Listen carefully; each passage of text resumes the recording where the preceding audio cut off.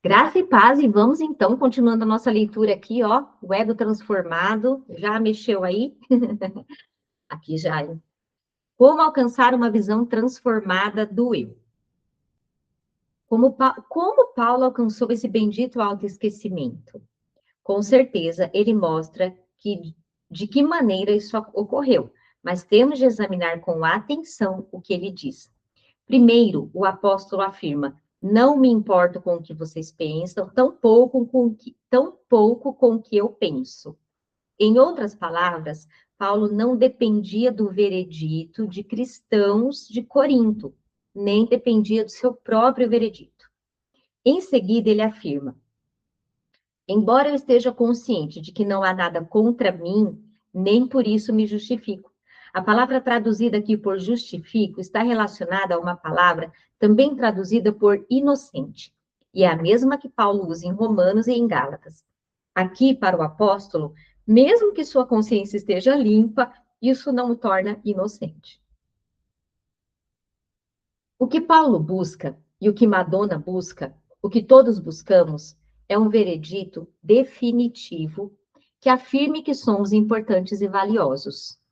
Buscamos esse veredito definitivo todos os dias, em todas as situações e pessoas ao redor. Isso significa que todos os dias estamos sob julgamento. Todos os dias nos colocamos de novo em um tribunal. Mas você notou que Paulo afirma não se preocupar com o que os coríntios pensam dele a seu respeito?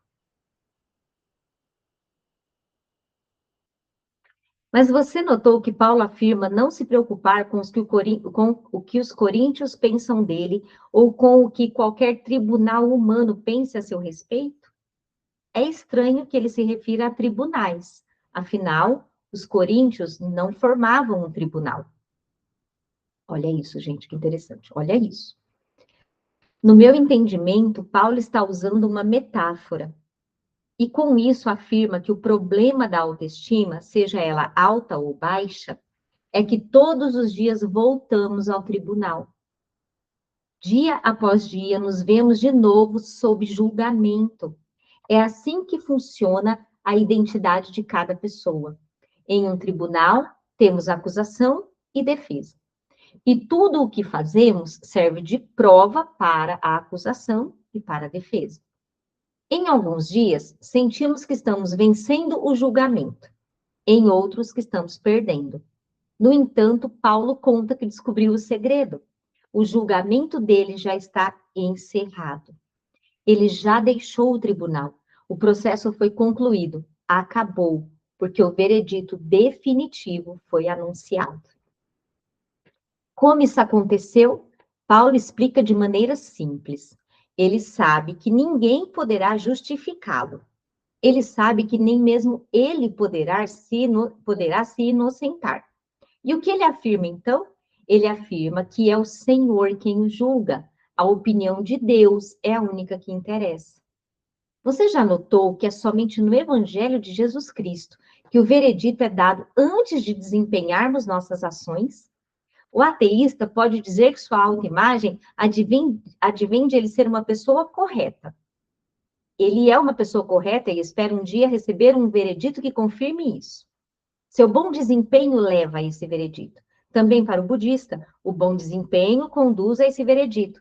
Se você é muçulmano, o bom desempenho leva a esse veredito.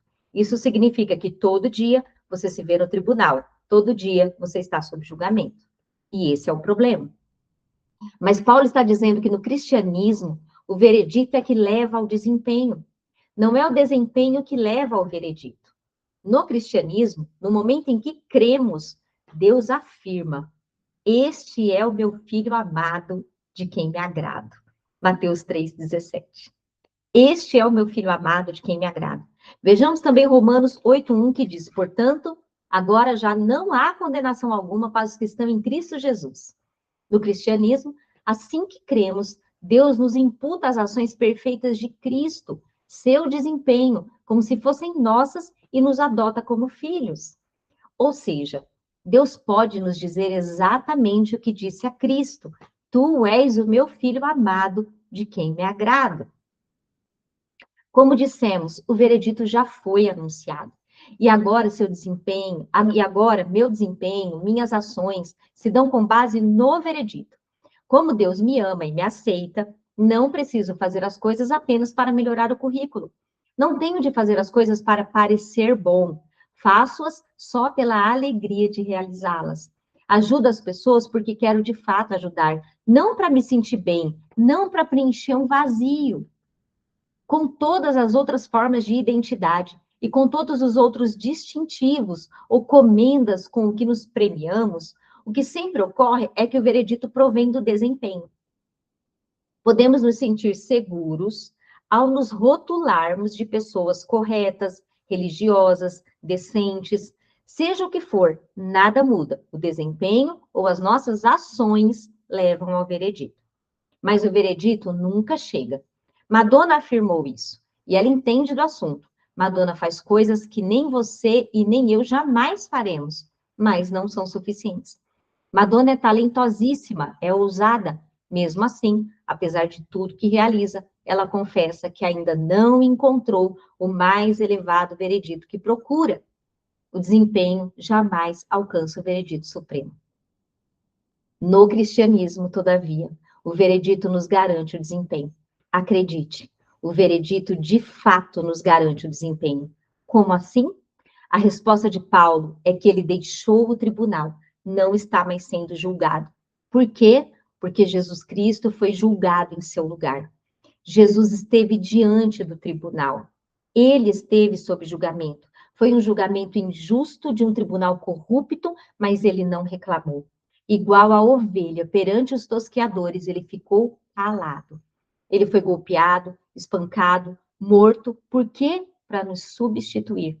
Ele recebeu a condenação que merecíamos, encarou o julgamento que deveria ser nosso, para que não precisássemos enfrentar mais nenhum julgamento. Só tenho de pedir que Deus me aceite por causa do que Jesus Cristo fez. Então, a única pessoa cuja opinião realmente interessa se volta para mim e diz que sou mais valioso do que todas as joias deste mundo. Como poderemos nos preocupar se formos desprezados? Por que ficar infelizes se formos rejeitados? Por que dar tanta atenção à imagem refletida no espelho? Gostaria de me dirigir àquele que nunca ouviu nenhuma dessas coisas. Talvez você deseje acreditar em tudo isso, mas ouça o que quero lhe dizer. Algumas pessoas não entendem a diferença entre identidade cristã e outros tipos de identidade. Até se consideram cristãs, pensam que se comportam de modo muito correto, frequentam a igreja e esperam que um dia Deus as leve para o lar celestial. Mas posso garantir que a identidade cristã verdadeira opera de modo totalmente diferente de outras identidades. O autoesquecimento nos retira do tribunal. O julgamento acabou, o veredito foi proferido. Talvez tudo isso seja novidade para você. Continue buscando, continue investigando, continue indagando. Há muito a ser descoberto. Aqui tratei de um assunto em pouco espaço. Há muitas peças a serem encaixadas no quebra-cabeça. Por que Jesus teve de morrer? Por que ele ressuscitou dos mortos? Ele era mesmo filho de Deus? Continue investigando até compreender a história toda. Mas pode ser que a sua situação seja diferente. Você crê no Evangelho e talvez creia há muito tempo, mas, e é um mas com letra maiúscula, todos os dias você se vê arrastado de volta para o tribunal. Sente que não vive como Paulo mostra. Você é sugado de volta ao tribunal. Tudo o que lhe digo é que temos de reviver o Evangelho cada vez que orarmos. Temos de revivê-lo sempre que vamos à igreja. Temos de reviver o Evangelho a todo instante e perguntar a nós mesmos por que estamos no tribunal. Ali não é mais o nosso lugar. O julgamento terminou. Da mesma forma que Paulo pode afirmar: não me importo com o que vocês pensam, tampouco com o que eu mesmo penso, só me interessa o que o Senhor pensa, e o Senhor afirmou, portanto, agora já não há condenação alguma para os que estão em Cristo Jesus, e tu és meu filho amado, em ti me agrado, viva com base nessa verdade. Uau! E aqui eu vou terminar, porque a gente está encerrando esse material riquíssimo. com as considerações e perguntas para reflexão que o autor coloca para a gente. E a primeira é: se você é novo na fé cristã ou nova, sugiro que leia o Evangelho de Marcos e peça que Deus lhe revele a verdade sobre Jesus Cristo, especialmente sua morte na cruz. Se você tem amigos cristãos, converse com eles sobre o assunto. 2. Use o Salmo 139 como oração. Peça que Deus lhe sonde o coração. Peça que Ele mostre onde você busca autoestima e como você tenta encontrar o seu senso de identidade. Sonda-me, ó Deus, e conhece o meu coração. Prova-me e conhece os meus pensamentos. Vê se há em mim algum caminho mau e guia-me pelo caminho eterno. Terceiro, você saberia explicar a alguém como o evangelho pode e deve transformar nosso senso de identidade? De que modo seu senso de identidade foi transformado? Muito? Pouco? Quarto, como a Bíblia tem encorajado ou desafiado você? Ore sobre isso. Quinto e último, ore, pedindo que Deus lhe dê o necessário para desenvolver a humildade que vem do Evangelho e conquistar a liberdade resultante do autoesquecimento. Uau! Ele encerra aqui na capa dizendo: quais são as marcas de um coração sobrenaturalmente transformado? Essa é uma questão sobre as quais Paulo trata quando escreve à igreja. O interesse real dele não é um tipo de reparo ou remendo, antes, uma mudança profunda, capaz de transformar a existência. Numa era em que agradar as pessoas, insuflar o ego e montar o currículo vitae são vistos como meios para chegar lá, o apóstolo nos chama a encontrar o verdadeiro descanso na bênção que é nos esquecermos de nós mesmos. Quem é realmente humilde, segundo o Evangelho, não se odeia, mas também não se ama. É antes alguém que esquece de si. E você também pode conquistar essa liberdade. Eu gostei muito dessa leitura, porque espero que fique claro, né? Não é sobre autoabandono, quando ele fala não é amar sobre si, é não amar a si, né? O meu entendimento aqui, a ponto de que aquilo que você faz juízo sobre você se torne o padrão da sua identidade. É isso que ele faz muito refletir aqui quando Paulo fala: eu não me importo com o veredito de vocês, nem com o meu mesmo. Eu sei quem eu sou em Cristo.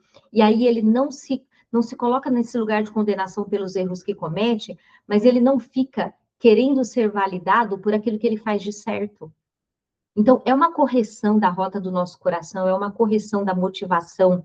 E isso, gente, vai fazer muita diferença nos nossos relacionamentos, especialmente dos nossos relacionamentos, porque se nós ainda temos um coração ofendido, se a gente não suporta ouvir uma verdade, se a gente não suporta ouvir uma crítica, se a gente não suporta sequer olhar no espelho e ver de verdade quem nós somos, e aceitar que tem áreas da nossa vida que estão sendo destruídas por causa dessas expectativas infundadas, dessa cobrança de atenção, dessa cobrança por validação, desse desespero por rejeição e abandono que nunca ficam saciados, como se Cristo não fosse suficiente. E ali a gente coloca pessoas e coisas nesse lugar para reafirmar o nosso valor. Se nós estamos operando dessa forma, é porque nós não temos uma identidade firmada em Cristo.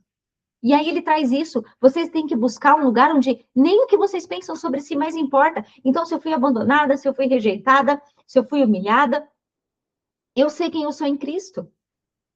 Não é essa opinião, não é esse relacionamento que sustenta quem eu sou. Ele sustenta quem eu sou. E isso é muito poderoso. E eu quis compartilhar isso com vocês porque eu acho que pode deixar assim uma lição muito profunda para nós. Assista mais vezes, medita nisso, medita nessa leitura e depois fala o que você achou, né? Um grande beijo, fica com Deus, que o Espírito Santo continue ministrando no seu espírito sobre essa palavra. Um abraço.